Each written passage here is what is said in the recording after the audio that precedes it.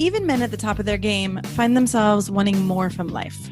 Whether it's more meaning, unshakable confidence, a bigger impact, more money, deeper love, a hotter sex life, or a powerful legacy. Find out how good your life can be on this episode of Man Alive. Also, as I've supported men in their love and work lives for 15 years now, many men ask for the right words to say to be more successful, attractive, and desirable. But I found it's not so simple as giving scripts or lines because every man is different. So giving words or scripts would be like giving a tall, thin man a shorter, wider man's pants, or vice versa. The words have to make sense for you and your personality, and there's so much happening beneath the surface that people are responding to.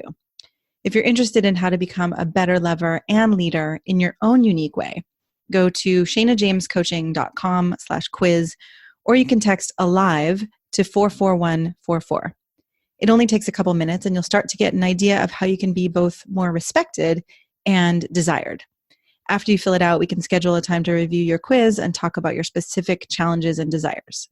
So again, go to either shanajamescoaching.com/quiz or text ALIVE to 44144. That's ALIVE to 44144. Enjoy this episode of Man Alive. Hello, and welcome to this episode of Man Alive. I'm your host, Shana James, and I'm excited to be here today with Robert Richman. Robert, welcome. Thank you. And we are going to talk about life as a game. What happens when you actually hold a different context around life as opposed to what many of us see as, you know, the usual, I think a lot of us grew up with a kind of Protestant work ethic or whatever religion it was. There's a sense of, you know, I've got to accomplish, I've got to do, I've got to create, and it gets pretty serious at times. And so I've played with this at times in my life. What happens when I start to take a different view of life? And I'm excited to hear your take on this today. Yeah, sure. So for me, this really started in a moment at Zappos.com where I used to be, and a speaker came in named Jane McGonigal, who was talking about a book called Reality is Broken. Really interesting study she did of studying gamers worldwide because she was studying engagement. You know, if you've seen video game players like kids, you don't ever have to motivate them to play games. Oh, you do not. Right. So then what is it about games? Not gamification, but game dynamics. Gamification is just, okay, how do we add a badge or a score to things? But game dynamics, she's found that there were 4 core dynamics to it. And it really took my mentor, Dan Mezek, author of The Culture Game, to point this out to me, where these 4 dynamics really play in every kind of game. And when you have these 4 dynamics well structured, it's a great game. And if you don't, it's a horrible game. Yeah.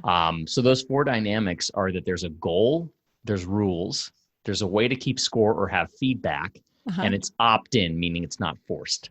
That's the 4th one, is opt-in. Right, right. And I was seeing this a lot in the corporate context where, you know, if there's a clear goal and everybody's on the same page, things go really well. If people have different goals, it really doesn't, or if the goal keeps changing.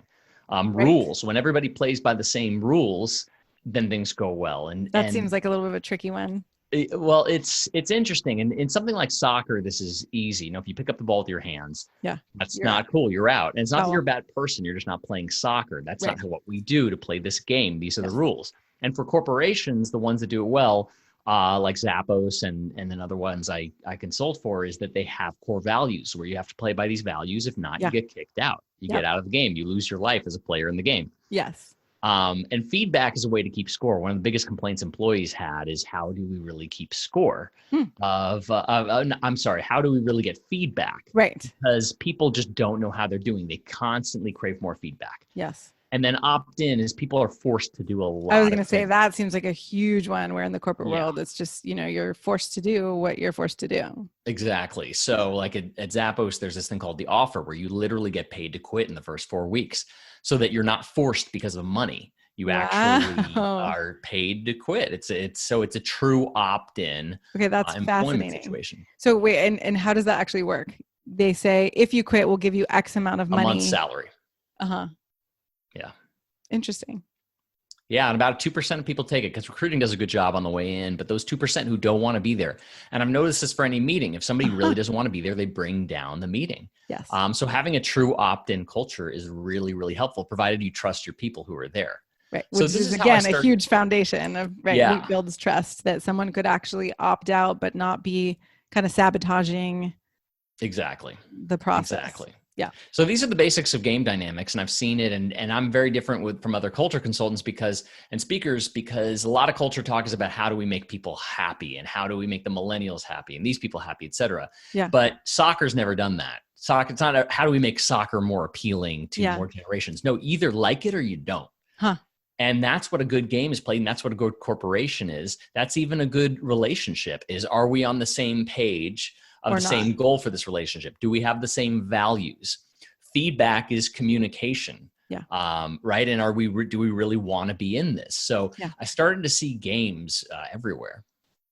Interesting. So instead of trying to make people happy, which of course, right, in relationships we know is a disaster, in corporate I could see, right, then you start playing into in all different groups, and it takes, different things to make different people happy. And then, but what happens when a company hasn't started with your work, and so then there's catch up to do? Oh yeah. Plenty of catch up. Yeah. How do you navigate that? It really simply takes commitment. I have a process in my book called The Culture Blueprint about how to figure out the values, the vision and mission and all these things. Yeah. And once you got those, the hardest part is really committing to it, because you realize you're going to have to possibly fire somebody who's a high performer who is not playing by the rules. And that's the test of a real values-driven company that's playing the game, is can they fire on the basis of those rules, or are they going to create exceptions for people who are getting more sales or a great programmer or whatever the thing is? Interesting. And does it have anything to do with then whether people are aligned with the mission, with the values, right? That they could actually fire for that as well, even though someone is a high performer. Exactly. Yeah. Yeah. Okay. So I know you have something called the X pill. Yeah. And how does that fit into this concept of games and culture? Yeah, so it comes down to the X pill is an inert pill. There's just brown rice powder in it. It all started by thinking about the Matrix and the red pill. It's actually like a literal pill that you hand Yeah, someone? it's a literal pill. Here it is right here. It's a purple Wow. pill. Because it's combining the red pill and the blue pill, like It's the purple. Matrix. I like Why not it. take both? Yeah. And I had experimented with it at Burning Man, and people really loved it. And then I got a call from a psychologist who said, I want more of those pills because I'm giving them to my patients and they're having huge breakthroughs. Whoa. And that's when I started to work with people individually of saying, okay, what do you want? Because we're going to put it into this pill and you're going to swallow it. You're actually going to swallow it. Literally. Okay. So wait, we got to back up though, because suddenly you're having psychologists give people these pills of, nothing's really in it, right? Except their intentions and their but commitment. They know nothing's in it. So there's no deception. Right. Okay. So how does this whole thing start? Right. Or what is the concept? Sounds like you're helping people get to some of their own desires. Right. So the way this plays in is that the goal is whatever you want that to be the goal. You want a new job. You want a relationship. You want to feel at peace. Whatever that thing is the goal. Okay. Right. And there are several rules. It's called an activation process. It took years to develop, but there are rules within that. So for example, you do it with somebody, and the rules, they can't put their opinion or ideas in this. Like they're ask you questions to help you get clear. And there's certain rules of a process. Like we start with what are you feeling in your body? What's the emotion you want with this? How do you visualize it? So there's a procedure to it. And then there's the feedback mechanism is really the body, because I've seen people sweat, shake, shiver, cry, laugh, like whatever. Sometimes it's resistance, sometimes it's joy, but the body is starting to convey. Because if you're going to take a pill for something, your conscious mind hasn't been able to figure it out. So you're looking to tap into the unconscious mind, and this is a symbol, and the unconscious mind communicates in symbols. So, and then the opt-in is through the process, even up to the end, as you're told you don't have to take this. Oftentimes people will go through the process, get a huge amount of clarity and say, oh my God, I don't even need the pill. And I'm like, okay, great. It's all by choice. There's no pressure for me or you or anybody else to take it. Got it. And it's really also got a feedback loop built into it, in the sense that I thought at first it was an intention setting pill, like manifesting. Yeah. But I found that when people are really in alignment with the goal, it can happen really quickly. And when they're not, then you can see how quickly you're not in alignment with that goal. So one woman took it for an 8-figure business. She had a 7-figure business, wanted an 8-figure business. She took the pill. It immediately crashed. Her business immediately crashed. Her business. And I thought she'd be so sad. She was through the moon happy. She said, only by it crashing did I realize I hate my business. I hate this industry. And now I have permission to change my life. Interesting. What are some other examples? On the other, one more example of that alignment thing is when I took it for I'm ready for the one. And I next day got into a relationship that showed me how not ready I was and learned a lot through that relationship. So, thankfully nobody's ever regretted taking it, but you can have an effect like that where if you're not in alignment, it'll become very clear what's out of alignment. How you are not in alignment, right? What's out of alignment. Interesting. And what are some successes of, I wouldn't call that a failure, but some of the positives are amazing. Yeah. I mean, people have brought love back into their marriage when they felt it was gone for a long time. We've got some celebrity testimonials on the site, xpill.com about it. Jack Canfield took it. He took it initially to clean his office. He's got this epically messy office. And then we went through the process and we found the reason for this, if you really unpeel the layers, to do more research, write more books, help more people, was to feel loved. And so he took it to feel loved, and he felt high afterward for days and really shifted his state of being around his work after taking that. I've seen people take it to meet someone. I've seen it to start businesses that they were afraid to start. There's all kinds of stories on the site. Interesting. That's so fun. Yeah. And so is this part of, you said you're doing this individually with people? It's, individual activations, and then also going to be training people to do it with other people. So training anybody who wants to use it. Nice. And then do you do it in the corporate context as well, like with a group of people, or is this more of a one-on-one thing? I have. I'd love to do it in a corporate context where they're all committing to the same goal. Yeah, I was just but it's more turned into individual sessions with people because personal comes in and your personal blocks affect your job. So it ends up being these individual, almost therapy sessions, except we don't really go into therapy. It's just an intention, but a lot of emotion comes out through that. Interesting. Okay. So what have you seen, right? That, that's another example of a game, creating a game in life. What inspires you about the game, or, playing the games in life and turning life into games? Well, that these dynamics are there with everything. And you can see on my back wall, I've got some of the things I'm working on, temporarily called the life map of a game, kind of like a Dungeons and Dragons meets self-help book type of situation. That's awesome. Where, like, for example, there's the different personas you play. You might be a mother, a daughter, a writer, a speaker. Like, these are all different personas you play. And the game piece would be on different ones depending on the moment. You've got your time is a big thing in the game, and we've got our time will be up at some point. Yeah. And there's this interesting thing called the 4,000 week poster, where it's a poster of 4,000 weeks, which is about 88 years. You can also get a 100-year one, and you mark them off, and you see your timer start to go down. Oh, that is so interesting. And it reminds you've got a certain amount of time to do all this stuff. Wow. I mean, part of what I'm really seeing is awareness, right? It's like suddenly there is a bigger picture or a clearer picture, right? The one you talked about, being a mom, being a business owner, whatever. If you are actually aware of which role you're playing in that moment, you also then have a sense that you are beyond any of those roles. Right. And you can be more conscious about how you choose to engage in those roles. Totally. Yeah. Right. Or if you start to look at, I've got X number of weeks left if I live until I'm 88, which we have no idea. But there's more consciousness again around how I plan to use them. Right. Exactly. And that they matter. Yeah. Yeah. Interesting.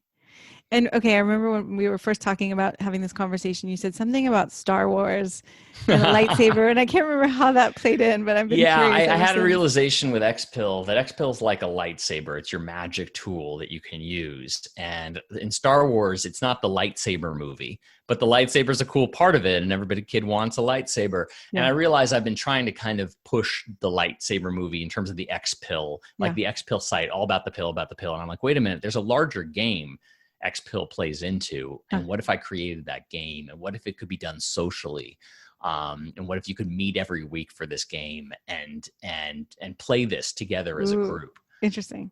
Yeah. Okay, so say more about that. If you were to create it socially, what might that look like? People get together every week and discuss or engage in a new pill, or until that commitment is complete, they work on that one, or what does Yeah, that look but a like? new one every week. I've actually been doing with a small group, with a pill that we're doing every week for whatever their intention is. Yeah. But this would have different elements to it, and I see it in a whole kind of binder, like Yeah. Dungeons and Dragons style. And I'm imagining card decks with it as well. For example, a challenge deck, and one challenge could be you pick a card and it says, reach out to somebody at a company you admire and ask for a favor or for a connection.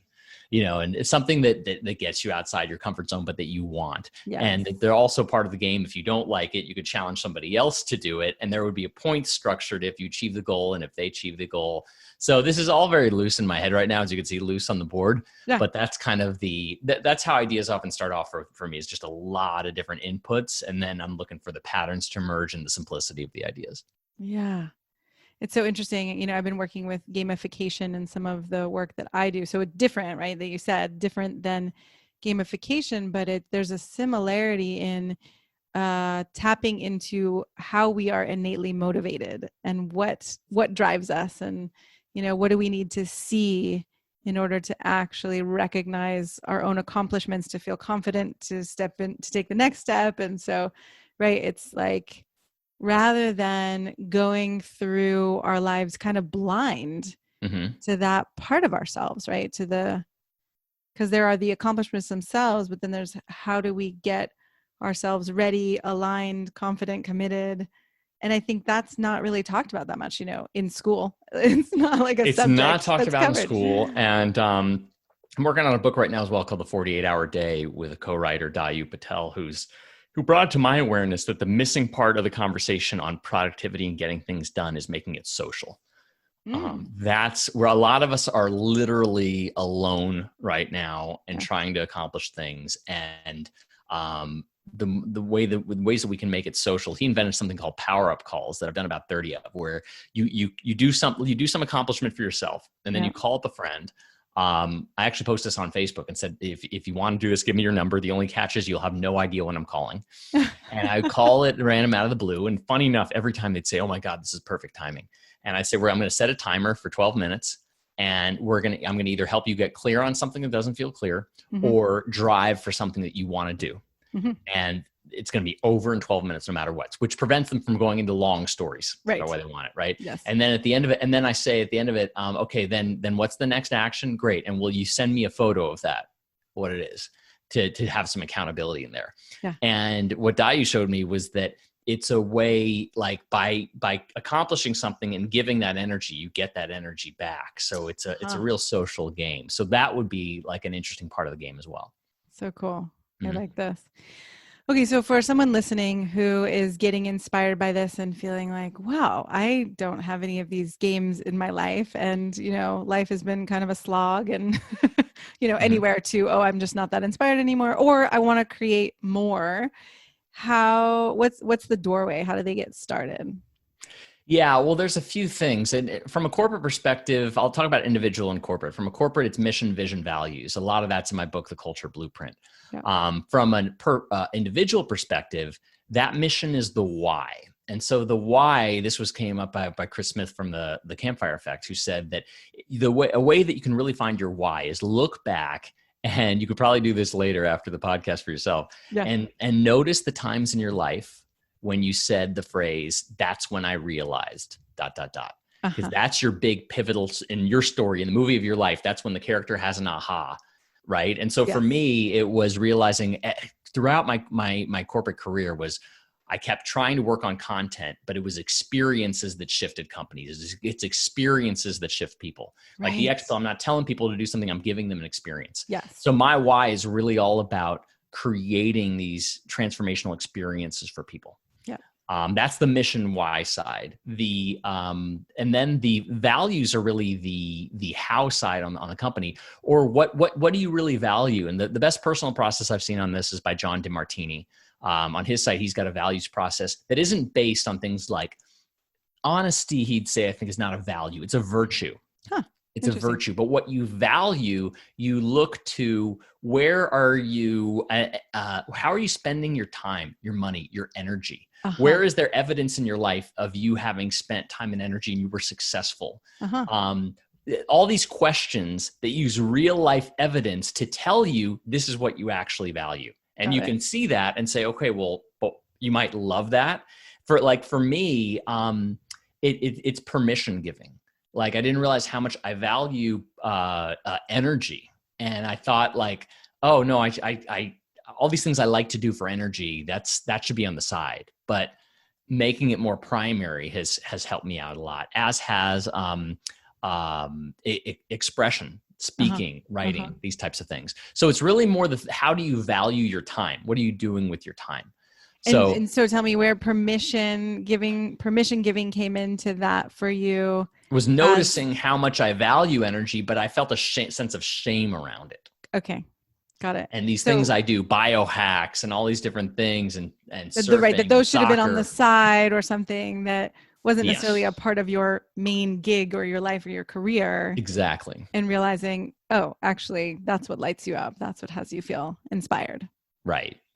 And the vision is the what. And the test that I use for this, if you're like, okay, well, what do I do with my time? And the question I have for this is you take your ideas and things that you want to do and things you're considering doing, and you ask these two questions. The first question is, if I know this will fail, not if it might fail, if I know for certain, crystal ball, this will fail, would I still do it? If you say yes, it means you're interested in the journey and the learning and the experience. Right. If you say no, it's because you're just doing it for the end goal. Right. And if it passes that test, if this ends up being at least 5 times as much work as I think it will be now, is this still worth it? Yeah. And again, if you can answer yes to those things, you've got a pretty great what or vision to accomplish. I love it. So for someone who's, an individual, not necessarily in corporate, who's listening, would you suggest that they sit down and really look at their why, or look at their mission, vision, values? Was it mission? Is that right? Yeah. On the corporate side, it's mission, vision, values. That's in the culture blueprint. On this, it's the why side is that exercise around if you're looking for more of your purpose. Got it. Your overall, that's looking at the times you said that's when I realized that you had some ahas in your life. Awesome. And if you're struggling with your own values and how you do things and how you should actually be spending your time day to day, that values exercise on John DeMartini's site is really good. Yep. And then if you're having trouble like picking what you're going to work on, I'd say that's vision, because vision is you're actually creating a vision to accomplish. And those two questions are going to be the most helpful for that. Awesome. All right. What do you want to leave people with? What do you want men to know that we haven't already covered that feels important to you? I'd say for men, we have to remind ourselves that like getting together as men is important. Being in the body physically. I think one of the most interesting things I found out, I think this was John Wineland who was talking about it, was that what's oftentimes toxic masculine is actually a lack of testosterone. When there's a lack of testosterone, there's rage. When there's a lack of testosterone, there's raging, there's lashing out. Right. But when you have a high level, you're actually calm and centered, kind of the way that somebody who's well skilled in martial arts is actually more calm because they're confident. They don't need to get in the fight. They're actually more likely to walk away from a fight because they know how bad it can get. Right. So, keeping that in mind for us as men, these things, if you're getting triggered, if you're getting angry, if you're getting rage, like get in the body, get physical, get it out, and maybe even have your testosterone levels checked. Yeah. And I could imagine that what you were saying too before about the mission and values and vision, if you are prone to rage or prone to, irritability or upset, right? It also may have to do, I think about Viktor Frankl, A Man's Search for Meaning, right? If you are not living in a way that's feeling inspiring, or, life is more of a drag than finding these ways to gamify, then that can happen as well. Totally. Yeah. Awesome.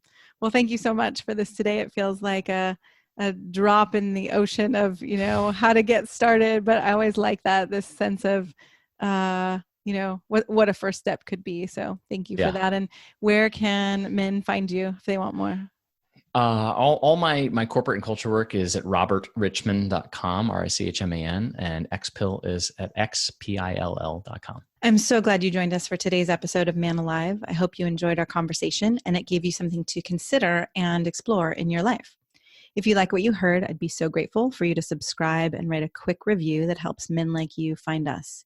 And again, head over to shanajamescoaching.com/quiz or text the word ALIVE, ALIVE, to 44144 to get a sense of how you can become a better lover and leader. You'll start to see how you can be both more respected and desired in your unique and genuine way. If you don't feel as confident or as excited about life or love as you'd like to be, this quiz is a really great starting point and will guide you toward a more passionate love life and a more inspiring and successful career.